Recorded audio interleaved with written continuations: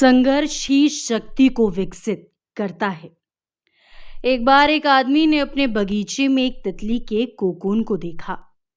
वो उसे देखने लगा और उसने नोटिस किया कि इस कोकून में एक छोटा सा छेद बना हुआ है। उसने देखा कि छोटी सी तितली उस छेद से बाहर निकलने की बहुत कोशिश कर रही थी। बहुत देर तक कोशिश करने के बाद भी वो उस छेद से बाहर नहीं निकल पा रही थी। वो बहुत कोशिश करती रही, फिर वो शांत सी हो गई। उस आदमी को लगा जैसे उसने हार मान ली हो।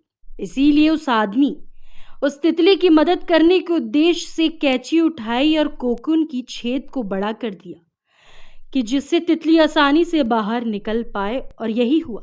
तितली बिना किसी संघर्ष के आसानी से बाहर निकल गई, पर उसका शरीर सूजा हुआ था और पंख सूखे हुए थे। उस आदमी को लगा कि वो तितली अपने पंख फैलाकर उड़ने लगेगी, पर ऐसा कुछ भी नहीं हुआ, बल्कि कुछ समय के बाद ही वो मर गई। इसका उससे काफी दुख भी हुआ।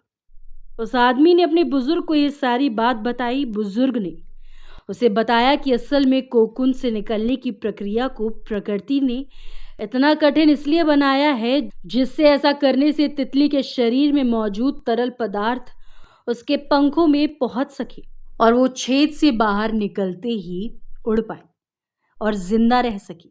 और तुमने उसकी मदद करके उसकी सामान्य प्रक्रिया को तोड़ दिया, जिसके कारण उसका ये हश्र हुआ।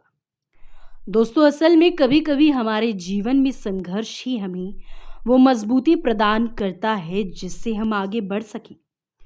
क्योंकि यदि हमें बिना संघर्ष के जीवन में कुछ भी मिलेगा तो हम अपंग हो जाएंगे, और यदि सफल भी हो गए तो ज्यादा समय तक सफल नहीं रह पाएंगे।